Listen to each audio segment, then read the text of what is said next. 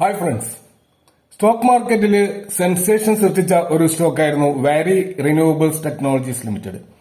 ഈ സ്റ്റോക്ക് കഴിഞ്ഞ 5 വർഷം നൽകിയ റിട്ടേൺ 63,400% ആണ്. അതായത് 2012 ഈ ഒരു സ്റ്റോക്കിൽ 14 രൂപ വിലയുണ്ടായിരുന്നപ്പോൾ 1 ലക്ഷം നിക്ഷേപിച്ച ഒരാളുടെ ക്യാപിറ്റൽ ഇപ്പോഴത്തെ 1,790 എന്ന വിലയിൽ ഇപ്പോൾ കണക്കാക്കിയാൽ അത് 6 കോടി രൂപയ്ക്ക് മേലെ എത്തിയിട്ടുണ്ടാവും. ആലോചിച്ച് വെറും 2 വർഷം കൊണ്ട് 1 ലക്ഷം 6 കോടിയാകുന്ന അവിശ്വസനീയമായ ഒരു കാഴ്ചയാണ് നമുക്ക് ഇവിടെ കാണാൻ കഴിയുക. കഴിഞ്ഞ 1 വർഷം ഏകദേശം 1000% റിട്ടേൺ ആണ് ഈ സ്റ്റോക്ക് നൽകിയത്. ഇനി 6 മാസം നോക്കുകയാണെങ്കിൽ 500% റിട്ടേൺ നൽകിയതായിട്ട് നമുക്ക് കാണാൻ കഴിയും. അപ്പൊ ഇങ്ങനെ ഒരു മാസീവ് റണ്ണപ്പ് നടന്ന ഒരു സ്റ്റോക്കിന്റെ റാലിയിൽ പങ്കെടുക്കാൻ കഴിയാതിരുന്നത് വലിയൊരു നഷ്ടബോധമായിട്ട് പല നിക്ഷേപകർക്കും തോന്നിയേക്കാം. എന്നാൽ കഴിഞ്ഞ കുറെ ട്രേഡിംഗ് സെഷനില് വാരി ലോവർ സർക്യൂട്ടിൽ നിന്ന് ലോവർ സർക്യൂട്ടിലേക്ക് താഴ്ന്നു പോകുന്നതായിട്ട് നമുക്ക് കാണാൻ കഴിയും. കഴിഞ്ഞ 1 മാസം മാത്രം 31% ഒരു കറക്ഷനാണ് ഈ സ്റ്റോക്കിൽ കാണാൻ കഴിയുക. ഓരോ ദിവസവും 5% ലോവർ സർക്യൂട്ട് അടിച്ച് താഴേക്ക് വന്നുകൊണ്ടിരിക്കുകയാണ് ഈ സ്റ്റോക്ക്. ഇപ്പൊ 2012 IPOയുമായി വന്ന ഈ സ്റ്റോക്ക് കാര്യമായ ഒരു മൂവില്ലാതെ കഴിഞ്ഞ നീണ്ട 10 വർഷങ്ങൾ അനക്കമില്ലാതെ കിടക്കുകയായിരുന്നു. 2021 സ്റ്റോക്കിൽ ചെറിയ തോതിലുള്ള ഒരു മുന്നേറ്റം കാണാൻ തുടങ്ങിയത്. 2021 പകുതിയായപ്പോഴാണ് സ്റ്റോക്കിന്റെ പ്രൈസ് ആദ്യമായിട്ട് 100 രൂപ എന്ന ഒരു മൈൽ സ്റ്റോൺ കടന്നത്. പിന്നീട് സ്റ്റോക്ക് മാർക്കറ്റിൽ കണ്ടത് ചരിത്രത്തിലെ അപൂർവമായി കാണുന്ന ഒരു റാലിയാണ്. 2 വർഷം കൊണ്ട് 100 രൂപയിൽ നിന്ന് ഈ സ്റ്റോക്ക് 6000 രൂപ വരെ ഉയരുകയുണ്ടായി. അപ്പൊ ഈ റാലിയിൽ കയറാനാവാതെ ഫിയർ ഓഫ് മിസ്സിംഗ് ഔട്ട് അഥവാ ഫോമോ പിടിപെട്ട് നിക്ഷേപകർ എങ്ങനെയെങ്കിലും ഈ സ്റ്റോക്കിൽ കയറാൻ വേണ്ടിയിട്ട് ഭ്രാന്തമായിട്ട് ഓടി നടക്കുകയായിരുന്നു. ആത്യന്തികമായി എല്ലാവരും സ്റ്റോക്ക് മാർക്കറ്റിൽ വരുന്നത് പണം ഉണ്ടാക്കാനാണല്ലോ. അതുകൊണ്ട് തന്നെ ഒരു റാലി നടക്കുന്ന സ്റ്റോക്കിൽ തീർച്ചയായും അതിന്റെ ബെനിഫിറ്റ് എടുക്കുന്നതിൽ തെറ്റൊന്നുമില്ല. പക്ഷെ ആ റാലി പങ്കെടുക്കാനാവാതെ വിഷമിച്ചിരിക്കുന്ന നിക്ഷേപകർക്കിടയിലാണ് സ്റ്റോക്ക് സ്പ്ലിറ്റ് എന്നുള്ള വാർത്ത വരുന്നത്. ഇപ്പൊ 5:1 എന്ന അനുപാതത്തില് ഈ വർഷം തുടക്കത്തിൽ മെയ് മാസം ഈ സ്റ്റോക്ക് സ്പ്ലിറ്റ് ചെയ്തു. അപ്പൊ ഈ മെയ് ആദ്യവാരം സ്റ്റോക്ക് സ്പ്ലിറ്റിന് ശേഷം 1400 എന്ന പ്രൈസ് ലെവലിലാണ് അത് അഡ്ജസ്റ്റഡ് ആയിട്ട് വന്നത്. അപ്പോൾ ഇത് നല്ലൊരു ഗോൾഡൻ ഓപ്പർച്യൂണിറ്റി ആയിട്ട് പല ഇൻവെസ്റ്റേഴ്സും റീറ്റെയിൽ ഇൻവെസ്റ്റേഴ്സും അത് കാണുകയുണ്ടായി. അങ്ങനെയാണ് അവര് നല്ല രീതിയിൽ ഈ സ്റ്റോക്ക് വാങ്ങിക്കൂട്ടാൻ തുടങ്ങിയത്. അങ്ങനെ ഏതാനും ദിവസങ്ങൾ കൊണ്ട് ഈ സ്റ്റോക്കിന്റെ വില 3000 എന്ന ലെവൽ ടച്ച് ചെയ്തു. ഈ സ്റ്റോക്കിൽ പബ്ലിക് എത്രമാത്രം താല്പര്യം കാണിച്ചിരുന്നു എന്നതിന്റെ തെളിവായിരുന്നു അത്. അപ്പൊ അമിതമായ ഒരു ബൈങ് ഓർഡർ കാരണം സ്റ്റോക്ക് അപ്പർ സർക്യൂട്ട് നിരന്തരം ഭേദിച്ചുകൊണ്ടേയിരുന്നു. പ്രൈസ് 3000 ടച്ച് ചെയ്തതിന് ശേഷമാണ് ആ ലെവലിൽ നിന്നാണ് സ്റ്റോക്ക് പിന്നെയും ക്രാഷ് ആരംഭിച്ചത്. എന്തുകൊണ്ടായിരിക്കാം ഈ ക്രാഷ് സ്റ്റോക്കിൽ സംഭവിക്കുന്നത് എന്നാണ് നാം വീഡിയോയിൽ പരിശോധിക്കുന്നത്. R4iയിലേക്ക് എല്ലാവർക്കും ഒരിക്കൽ കൂടി സ്വാഗതം. 1999 രൂപം കൊണ്ട വാരി റിന്യൂവബിൾസ് ആദ്യം അറിയപ്പെട്ടിരുന്നത് സംഗം റിന്യൂവബിൾസ് എന്നായിരുന്നു. 2021 ജൂലൈ മാസമാണ് കമ്പനിയുടെ പേര് വാരി റിന്യൂവബിൾസ് എന്ന് മാറ്റിയത്. റിന്യൂവബിൾ എനർജി സോഴ്സിലൂടെ പ്രധാനമായും സോളാർ പാനലുകളിലൂടെ വൈദ്യുതി ഉൽപാദനവുമായി ബന്ധപ്പെട്ട അത്തരം മേഖലയിലെ ഒരു കൺസൾട്ടൻസി കോൺട്രാക്ടുകളിലൂടെ അഥവാ EPC ലെവലിൽ പ്രവർത്തിക്കുന്ന ഒരു കമ്പനിയാണ്. EPC എന്ന് പറഞ്ഞാൽ എഞ്ചിനീയറിംഗ്, പ്രൊക്യൂർമെന്റ് ആൻഡ് കൺസ്ട്രക്ഷൻ. അതായത് ഇവര് കമ്പനികളിൽ നിന്നും ഓർഡർ സ്വീകരിക്കും. അതായത് അവരുടെ എഞ്ചിനീയറിംഗ് ഡിസൈനിങ് ഇവർ ചെയ്യും. കൂടാതെ അതിനാവശ്യമായിട്ടുള്ള റോ മെറ്റീരിയൽസ് ഇവർ സംഘടിപ്പിക്കും. അതിനുശേഷം ഇവർ തന്നെ കൺസ്ട്രക്ഷൻ ചെയ്യും. അങ്ങനെയുള്ള ഒരു സർവീസിനെയാണ് നമ്മൾ EPC എന്ന് പറയുന്നത്. അപ്പൊ ഇവർക്ക് അത് കൂടാതെ ഈ ഒരു EPC കോൺട്രാക്ടുകൾ കൂടാതെ സ്വന്തമായിട്ട് 12 ഗിഗാവാട്ടിന്റെ ഒരു കപ്പാസിറ്റിയുള്ള സോളാർ പാനലിന്റെ ഒരു പ്ലാന്റും ഗുജറാത്തിൽ ഇവർക്കുണ്ട്. ഇപ്പൊ വലിയ വലിയ കമ്പനികൾക്ക് ഗ്രൗണ്ട് മൗണ്ടഡ് സോളാർ പ്രൊജക്ട് ഈ ഒരു EPC കോൺട്രാക്ടുകൾ വഴി നിർമ്മിച്ചു കൊടുക്കലാണ് ഇവരുടെ പ്രധാന വരുമാന മാർഗം. അപ്പൊ ഇങ്ങനെയാണ് ഇവര് റവന്യൂ ക്രിയേറ്റ് ചെയ്യുന്നത്. ഇപ്പൊ 2021 ഒരു റവന്യൂ സ്പ്ലിറ്റ് പോയി കഴിഞ്ഞാൽ EPC കോൺട്രാക്ടുകളിലൂടെ 54% ഒരു റവന്യൂവും, അതുപോലെ ഇലക്ട്രിസിറ്റി സോളാർ പവർ പ്ലാന്റിലൂടെ 45% ഒരു റവന്യൂവുമാണ് ഇവർ ക്രിയേറ്റ് ചെയ്യുന്നത്. അതുപോലെ ഓപ്പറേഷൻ ആൻഡ് മെയിന്റനൻസ് ആ ഒരു സെഗ്മെന്റിൽ നിന്ന് ഇവർക്ക് വെറും 1% റവന്യൂ മാത്രമേ വരുന്നുള്ളൂ. അപ്പൊ ഇവരുടെ ഒരു ഇൻവെസ്റ്റർ പ്രസന്റേഷൻ നോക്കി കഴിഞ്ഞാൽ അവർ കമ്പനിയുടെ പ്രത്യേകതകളായി പറയുന്ന കുറെ കാര്യങ്ങൾ കാണാം. അതിലൊന്ന്, കമ്പനി അവകാശപ്പെടുന്നവർക്ക് 32 വർഷത്തെ ഇൻഡസ്ട്രി എക്സ്പീരിയൻസ് ഉണ്ട് എന്നുള്ളതാണ്. കൂടാതെ 12 ഗിഗാവാട്ട് മൊഡ്യൂൾ കപ്പാസിറ്റിയും കൂടാതെ 5.4 ഗിഗാവാട്ട് സെൽ കപ്പാസിറ്റിയും ഇവർക്ക് ഈ ഒരു FY24 അച്ചീവ് ചെയ്തിട്ടുണ്ട്. കൂടാതെ 6 ഗിഗാവാട്ടിന്റെ മൊഡ്യൂൾ ഇവർ ഗ്ലോബലി സപ്ലൈ ചെയ്തിട്ടുണ്ട്. കൂടാതെ ഇന്ത്യയിലെ നമ്പർ 1 മൊഡ്യൂൾ മാനുഫാക്ചറർ ആണ് എന്ന് ഇവർ അവകാശപ്പെടുന്നു. കൂടാതെ 68 രാജ്യങ്ങളില് ഇവരുടെ സോളാർ പ്രൊഡക്റ്റുകൾ എക്സ്പോർട്ട് ചെയ്യുന്നുണ്ട്. കൂടാതെ 1.5+ ഗിഗാവാട്ട് പ്രൊജക്ടുകൾ ഇവർ ഓൾറെഡി കമ്മീഷൻ ചെയ്തിട്ടുണ്ട്. 10,000-ലധികം പ്രൊജക്ടുകൾ, പ്രത്യേകിച്ച് സോളാർ പമ്പ്, റൂഫ് ടോപ്പ് തുടങ്ങിയ എനർജി സ്റ്റോറേജ് സൊല്യൂഷൻസ് ഇവർ ചെയ്തിട്ടുണ്ടെന്നാണ് കണക്കുകളിൽ അവകാശപ്പെടുന്നത്. അപ്പൊ 22% CAGR ഗ്രോത്തിലൂടെ ഇയർ ഓൺ ഇയർ ഗ്രോത്ത് ആണ് ഇവർക്ക് ബിസിനസ്സിലുള്ളത്. 7,000-ലധികം എംപ്ലോയീസ് ഇവർക്ക് ഗ്ലോബലായിട്ട് ഉണ്ട് എന്നാണ് പറയുന്നത്. കൂടാതെ ഇവരുടെ സെയിൽസ് പോയിന്റ് അല്ലെങ്കിൽ ഫ്രാഞ്ചൈസികൾ 1,400-ലധികം ഓൾ ഇന്ത്യ ലെവലിൽ കാണാൻ കഴിയും. അപ്പൊ ഇവരുടെ ക്ലയന്റ് ലിസ്റ്റിൽ നമുക്ക് അദാനി, അതുപോലെ ആർസെലർ മിറ്റൽ, ആദിത്യ ബിർള ഗ്രൂപ്പ്, അതുപോലെ Bharat petroleum, Cello, Larsen and Toubro, അതുപോലെ മുംബൈ മെട്രോ, അതുപോലെ Mondelez international, NTPC, Reliance industries, MSL തുടങ്ങി ധാരാളം കമ്പനികളുടെ ഒരു ലിസ്റ്റ് നമുക്ക് കാണാൻ കഴിയും.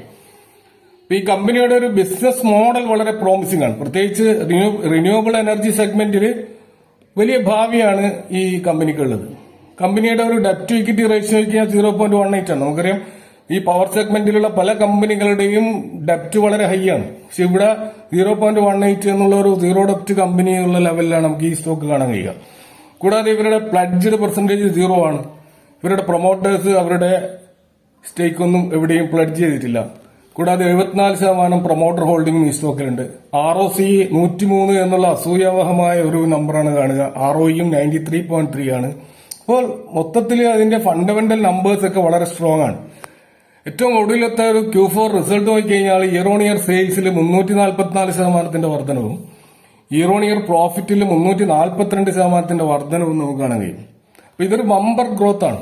സ്റ്റോക്ക് ആർക്കും പിടിയെടുക്കാതെ പറന്നതിന് പിന്നിൽ ഈ ഒരു ബിസിനസ് ഗ്രോത്ത് വലിയ പങ്ക് വഹിച്ചിട്ടുണ്ട് എന്ന് നമുക്ക് മനസ്സിലാക്കാൻ കഴിയും. എന്നാൽ ഈ Q4 റിസൾട്ടിലെ ഒരു പ്രധാനപ്പെട്ട കാര്യം നമുക്ക് വിസ്മരിച്ചുകൂടാം. അത് Q3 റിസൾട്ട്, അതായത് ഡിസംബറിൽ വന്ന റിസൾട്ടുമായിട്ട് കമ്പയർ ചെയ്യുമ്പോൾ ഈ Q4 റിസൾട്ട്, മാർച്ചിൽ ഈ ഒരു റിസൾട്ടിൽ 15% ഡീ ഗ്രോത്ത് നമുക്ക് കാണാൻ കഴിയും. അപ്പോൾ ക്വാർട്ടർ ഓൺ ക്വാർട്ടർ സെയിൽസിൽ 15.7% ഒരു ഡീ ഗ്രോത്തും, അതുപോലെ ക്വാർട്ടർ ഓൺ ക്വാർട്ടർ പ്രോഫിറ്റിൽ 15.9% ഡീ ഗ്രോത്തുമാണ് കാണുന്നത്. അപ്പൊ ഇത് നിക്ഷേപകരെ നിരാശരാക്കിയിട്ടുണ്ടോ എന്ന് നാം സംശയിക്കേണ്ടിയിരിക്കുന്നു. കാരണം ഈ സ്റ്റോക്ക് പ്രൈസ് നിരന്തരം ലോവർ സർക്യൂട്ടിലേക്ക് പോയത് മെയ് 11 ശേഷം, ഇതിന്റെ റിസൾട്ട് വന്നതിന് ശേഷമാണ്. ഈ സ്റ്റോക്കിൽ നിലയുറപ്പിച്ച ഓപ്പറേറ്റർമാർ, നമുക്കത് അവർ ഓപ്പറേറ്റർമാരാണോ അതല്ലെങ്കിൽ ജെനുവിൻ ഇൻവെസ്റ്റേഴ്സ് ആണോ എന്നറിയില്ല. അപ്പൊ അവര് തീർച്ചയായും നല്ല തോതിലുള്ള സെൽ ഓഫ് നടത്തി. ക്വാർട്ടർ ഓൺ ക്വാർട്ടർ റിസൾട്ടിൽ വന്ന ഡീ ഗ്രോത്ത് അവർ ഒരു അവസരമായി എടുക്കുകയും അവര് സെല്ലിംഗ് ശക്തമായി ആരംഭിക്കുകയും ചെയ്തു. അപ്പൊ സ്റ്റോക്കിന്റെ വാല്യുവേഷൻ വളരെ ഹൈ ആയിരുന്നു. ഇപ്പോൾ തന്നെ നമുക്ക് കാണാം ഗെയിം സ്റ്റോക്കിന്റെ PE റേഷ്യോ 126 ആണ്. കഴിഞ്ഞ ഒരു മാസത്തെ മീഡിയം PE ആണെങ്കിൽ 255.6 ആയിരുന്നു.